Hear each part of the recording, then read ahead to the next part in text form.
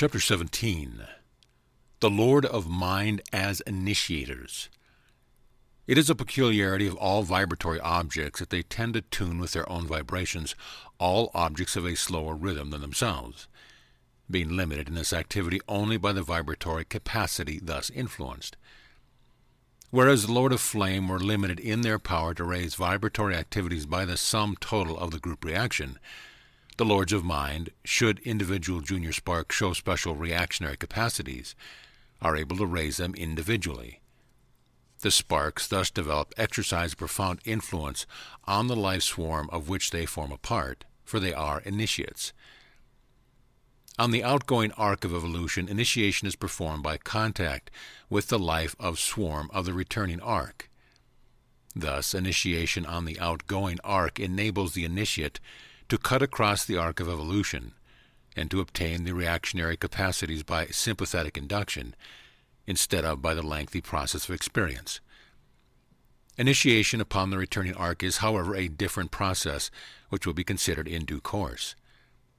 The function of initiates on the outgoing arc is to enable their swarms to adapt themselves more speedily to the conditions of a newly achieved plane, because they have acquired some concept of the nature of these conditions. Thus, initiation on the outgoing arc enables an initiate to immerse himself more rapidly in matter. Let us now consider the conditions of the first swarm when it returns once more to the sphere of divine influence. It issued forth as a cloud of sparks. It returns as an organized set of magnetic, capillary, centrifugal, centripetal, and vorticular stresses with a mass momentum. The Logos is then confronted by an organization that approximates in influence to its own. Whatever reactions the Logos might now impose upon its universe could encounter the organized opposition of the first swarm.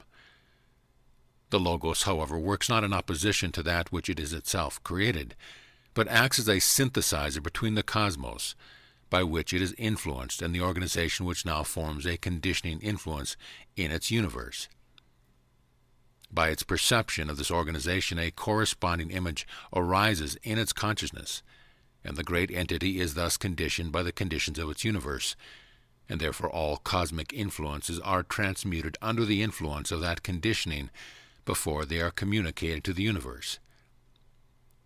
The Logos has now acquired the same reactionary capacities by contemplation of the evolved swarm that the swarm acquired by experience of the planes. Therefore the great entity and its manifestation vibrate synchronously, and are at one, and after a period of compensating action and reaction, they evolve a rhythm. The logoidal vibrations are extended to the group spirit of the swarm, and the group spirit of the swarm is absorbed in the consciousness of the great entity. The individualized sparks, however, maintain their individuality, but their group spirit is no longer a separate entity, for the consciousness of the great entity has become at one with it, and therefore it is at one with the logoidal consciousness, so that the oversoul of the swarm is the Logos itself. This is the goal of evolution of a life swarm, the assimilation of the group spirit to the logoidal consciousness, whereby the Logos receives the fruit of its evolution. It may now be asked, whither go the sparks?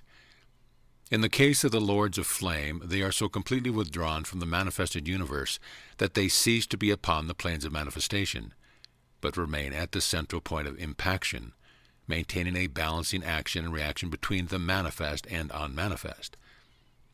Some, however, succeed in making contact with their corresponding atoms, and these pass out of the sphere of logoidal evolution to experience the life of a traveling atom in the cosmos. Those that do not do so proceed and remain as conditioning influences in the universe, and being at one with the logoidal mind, are able to execute the logoidal will. The forms which they built in course of their evolution form part of the framework of the universe, and as such are stereotyped. But whenever the Logos desires to effect compensatory action in response to the uncoordinated stresses of an evolving universe, it is by means of the Lords of Flame, thus freed from the bonds of manifestation, that this is achieved. And he made his ministering spirits a flame of fire, and flames of fire were his ministering spirits. The lords of flame are concerned with the basic natural forces. The Lord of Form, likewise, on completing their evolution, undergo similar adjustments, and when the Logos, having received a new concept from an evolving swarm, desires to impress an archetypical concept upon a swarm in process of evolution, it is the Lord of Form who are employed for this purpose. Their method we will study later.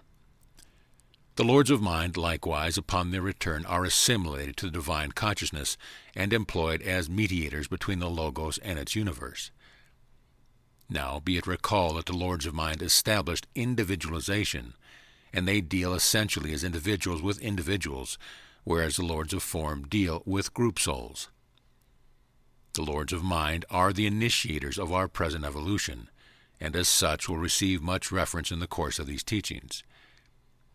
They it is who, able to react upon all planes of manifestation, range up and down the planes, performing adjustments by exercising compensatory stresses when the faculty of epigenesis has disordered an evolution.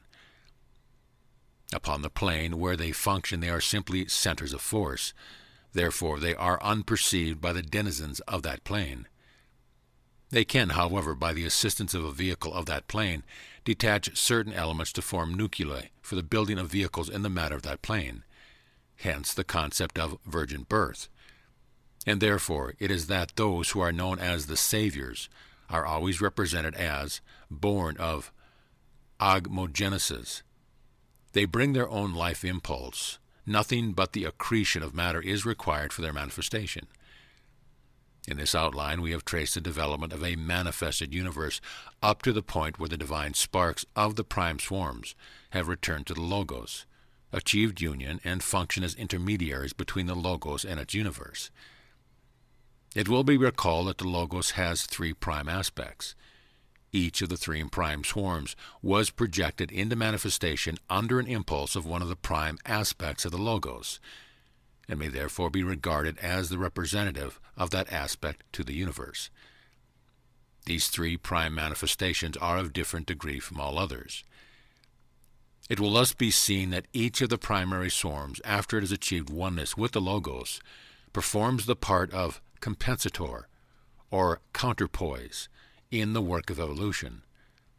For without the coming in of epigenesis comes also the risk of developments out of harmony with the logoidal nature.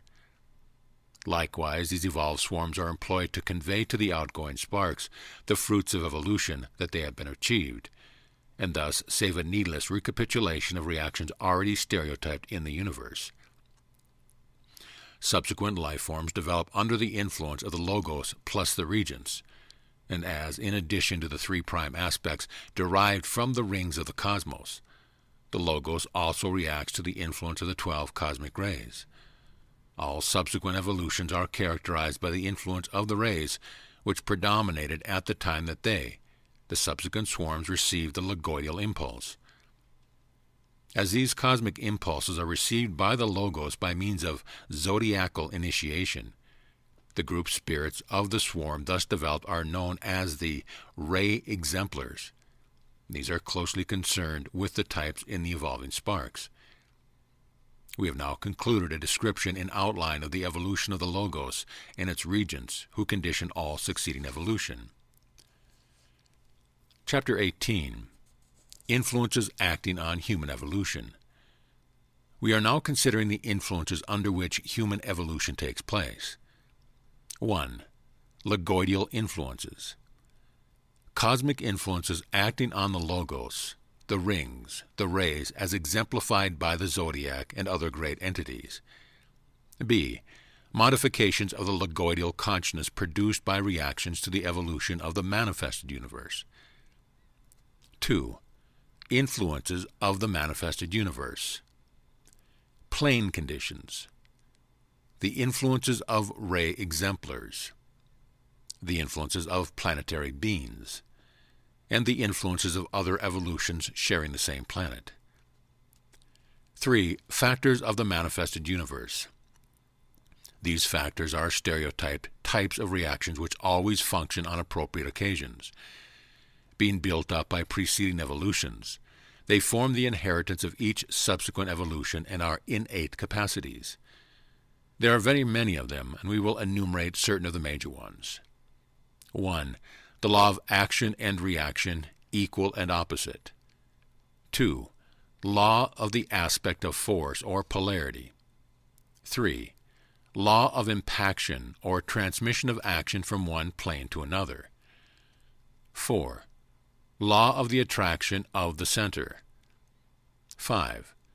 Law of the attraction of outer space. 6. Law of limitation. 7. Law of the seven deaths. Under the influence of these factors, of which the above are some of the principal, evolution proceeds, and to terms of these factors it can be reduced. The logoidal influence predominating at the time that a new phase is being developed determines the type of life or vehicle evolved. Cosmic influences. You are accustomed to the concept of astrology, which delineates the planetary influence affecting the personality. The subject of our discussion is the cosmic influences affecting the individuality, which may be termed sidereal astrology in distinction from planetary astrology. The universe evolves subject to the determining influence of the logoidal consciousness, and the logoidal consciousness experiences in its turn the influence of the cosmic tides. Therefore, the universe is modified indirectly by the action of the cosmic tides. The cosmic tides consist of the influences of the positive and negative phase of the rings. These phases affect the cosmos as a whole, so that the 12 cosmic rays and the 7 cosmic planes function with their positive and negative aspects alternately predominating. This means that when the positive phase predominates, the forces of action, the apex, shall we say, may be conceived of as in the center. When the negative predominates, the apex is at the circumference. Thus, in a positive phase, a circuit would consist of an inflowing and an outgoing in a negative phase, of an outgoing and an inflowing. The action of a ray, therefore, differs greatly according to whether it can be experienced under a positive or negative phase of the rings, so that a great entity may be conceived of as circling around the cosmos in its orbit, and receiving the influence of the rays as it passes through their areas, but receiving it alternately under their positive and negative aspects. The evolution proceeding in the universe will be correspondingly modified according to whether that evolution takes place when the Logos has experienced a positive or negative cosmic influence.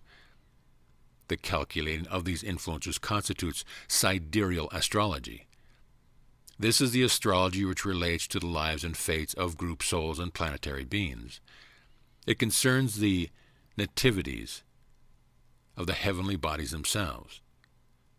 The basis of this calculation is the precession of the equinox. The equinoxes and the cosmic ray phase correlate, and there are 4 phases to a ring phase. On that basis, you can calculate out the sidereal influence affecting evolution.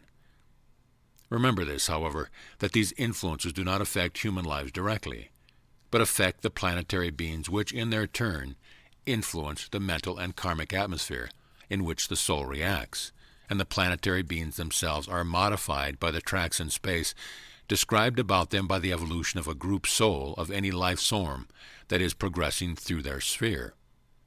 So that, although the logoidal influences are immutable, modifications are introduced in the course of transmissions. Thus, the astrology of the ancients, though fundamentally true, is not strictly accurate at the present day. The developments caused by evolution must be allowed for. Therefore, those aspects which in the primitive times might be interpreted as war and bloodshed, at the present time might be interpreted as a conflict of ideas. Sidereal astrology should always be calculated in relation to the race before any horoscope of any individual of that race is cast. Group minds and group souls are subject to sidereal astrology, individuals to planetary astrology plus sidereal astrology. Work out the equinoctial positions. From that you can calculate the ring influence. This will enable you to know whether the heavenly house is in its positive or negative aspect, and this will tell you what aspect of the Logos is in function. Whatever aspects be energized will stimulate the corresponding aspects in all manifestations. Breaking down and building up aspects depends on the cosmic kings, and the particular form of destruction or construction depends on the cosmic ray. These prime conditions underlie all others and frequently falsify the best-made calculations. In addition to these regular and calculable influences of the cosmos, there are the irregular influences caused by the passing of the other great entities upon other planes of the cosmos, as previously referred to. You will find the particulars on this subject in a previous chapter. There is no method which you are capable of grasping whereby such influences can be reduced to a calculable system, but they correlate with the approach of comets. Some, therefore, are known to you, for some of the comets have had their orbits calculated. Some are still unknown to human thought, but give adequate notice of their approach by the disturbance induced in other heavenly bodies. The astrology of the comets has been but little worked out and would repay attention. The best method of calculation is through the spectroscopic record of a comet. This will enable its chemical composition to be deduced, and the proportion of the elements will give the necessary clue to its nature, especially the proportion of the metals, which, being referred to their appropriate correspondence, will furnish the key to the problem of good and evil, the fruit of the tree of knowledge. Thus it can be seen of which aspect the force is the support or pillar, for that which it supports will have its activity intensified, so that which might be expected to be a negative phase may unexpectedly become positive. The basis of calculation of sidereal astrology, then, is the equinoxes, subject to the irregular modifications of other great entities.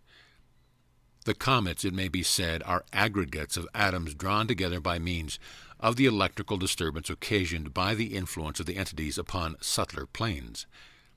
These entities are great cosmic beings that have no matter of the seventh cosmic plane in their composition, and therefore cannot form a universe which is perceptible to the physical senses on the first plane of a solar evolution. The comets do not generate a group soul which can evolve. They are sidereal idiots. Artificial elements are their souls, and they are concerned, certain of them, with cosmic scavenging. To them are sent the rare units of an evolution which, by the persistent misuse of epigenesis, have dedicated themselves to destruction. The comet, in its orbit, takes such souls to the outermost bounds of the cosmos, wherein there ain't no influences to go which they can react, and the cosmic atom images which go to the building of their component parts cease to be reflected. That is the unknown death. Such units cease to be completely, and there are no reincarnation or fresh start. Even their karma is disintegrated and touches not the group spirit. It is said of such that they exchange their planet for a comet. They elect to go far and fast, but they go too far and too fast for their forces of cohesion, and the comet, to which they have yoked themselves when it returns again to the sphere of our solar system, is found to be without them. Solar evolutions proceeding from the solar logos synchronize roughly with the ring influence of the cosmos. That is to say that under the positive cosmic influence of the logos will give the stimulus which sends a new swarm upon its journey. But the length and speed of that journey synchronizes thenceforth with nothing else because there are so many counteracting influences. But it will have to make its passage through the nadir at a time when the cosmic tides are turning. But it may have one or many cosmic phases upon its outgoing arc. The change of a phase will always precipitate an evolutionary crisis. But when an evolution is approaching the limit of its developmental capacities, it will not venture over the dead center until a cosmic tide turn occurs, but will perform epigenesis and bide its time. Those beings which essay the task of passing the nadir under unfavorable influences and fail to make the transition revert along the original path when the cosmic tide comes later and become demons and devils. Hence the distinction of the left-hand path. The left-hand path can be gained in two ways: by deliberate crossing of the arc from right to left after the nadir has been passed, or by the retroversion before the nadir has been passed. You will see by this that it is necessary to watch the cosmic tides when undertaking any regenerative work in relation to the spiritual guides of humanity. The great constructive period of the 19th century afforded a valuable starting ground for many spiritual impulses. The first quarter of the 20th century was a phase of destruction. Chapter 19. The Logoidal Relationship to the Manifested Universe. It will be realized from the study of the foregoing chapters that the Logos is related subconsciously to the cosmos and consciously to the universe. Remembering also that the Logos is affected by the positive and negative cosmic phases, you will perceive that under the negative influence, its consciousness will tend to subjectify, and therefore the cosmic influence will predominate in the Logoidal consciousness. At the same time, the Logoidal influence will be withdrawn to a great extent from the manifested universe, which will be left to the control of the forces which it has itself generated in the course of its evolution. These periods are referred to as the days and nights of God.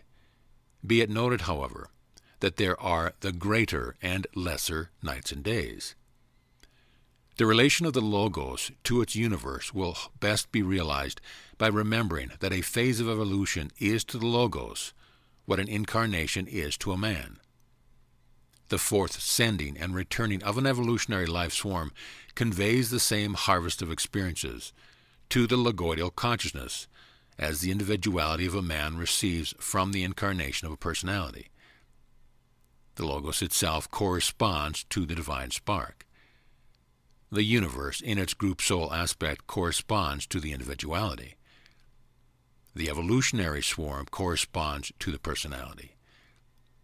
Bearing these correspondences in mind, you will be able to interpret the Logos in the light of man, and man in the light of the Logos. The formation, development, and devolution of a universe corresponds to the evolutionary cycle of the Logos, so that the Logos develops by means of a series of incarnating impulses, which are the evolutionary life waves of swarms. Each succeeding wave of evolution penetrates deeper into the form aspect of the universe, renders it more complex in its organization, brings it a stage further in the development of that perfect balance of forces which it seeks to reach as a whole. And when the entire manifested universe reacts as a whole, it is fully self-conscious. As soon as self-consciousness is established, objective consciousness becomes possible. The universe then becomes aware of the Logos, and reciprocal consciousness between Logos and universe is established. We have then, first, the self-conscious Logos. Secondly, in order that the Logos may establish objective consciousness, the need of an object of which it can be conscious. The Logos, therefore, projects its concept of itself and becomes conscious of that. The concept, in its turn, develops self-conscious through successive phases of evolution. The Logos is aware of these changes as they take place and is modified by that knowledge. Finally, the universe, having attained full self-consciousness, becomes objectively conscious and is aware of the Logos. But as the Logoidal consciousness has developed, step by step with a universal consciousness, they are identical, the only distinction being that the Logos has a background of cosmic consciousness, and the universal consciousness has a background of mundane conditions. The Logos then absorbs into itself the universal consciousness, because the cosmic forces, by their attraction, overcome the cohesion of the mundane forces. All these systems of organized reaction which held together the atoms of the manifested universe are therefore withdrawn from the planes of the manifested universe into the cosmic scale of existence, and the atoms of which the manifested universe was composed return to their primary condition of tangential movement, uncoordinated by any superior force. This is the lesser chaos, and is referred to expressively as Old Night or the Night of the Ages. It will be seen, then, that the goal of evolution is a development of a consciousness which can unite with the Logoidal consciousness and pass from the phase of a reflected or a projected existence, a phenomenal existence, to that of a real, actual, or nominal existence in the cosmic state. This can be achieved only when the entire manifested universe is perfectly synthesized. This represents the pralaya, or night of God. A lesser night, however, occurs at the completion of each phase of evolution, during the time in which the Logos meditates upon the concepts presented to it as the fruits of that evolution, thereby modifying its own consciousness. And each succeeding swarm of divine sparks receives the impression of the modified logoidal consciousness, as previously explained, and therefore starts upon its evolution with an elaborate reaction capacity already developed. The matter of each plane, having been used to build forms of a certain type, retains the reaction capacity of that type after the forms have been disintegrated, and therefore assembles into similar forms with a greater readiness each time it is called upon to repeat the process until finally it holds these forms of its own organized forces. Thereby subsequent life waves are compelled to assume these forms and are conditioned thereby. This is retrogressive because each life wave, having performed epigenesis, is more highly elaborated than its predecessor, and therefore cannot enter the same mold without deformity. It must then be realized that each unit of a life form has, inherent in its nature, the reaction capacities of the cosmos in its simplicity, and of all preceding life swarms in their complexity. Therefore, though fundamentally it has a perfect simplicity of principle, it has an infinite complexity of reaction capacity. The cosmic principles are known and constant. To these each human soul is obedient as to the fundamental laws of its nature. But the reactions of epigenesis cannot be calculated in relation to individuals because of their complexity in the number of possible modifying factors. They can only be calculated in relation to evolution because the number gives the average. Hence, it is that epigenesis introduces the element known as free will, and free will in the interval between its development and its synthesis with the Logos gives rise to the positive evil of the manifested universe.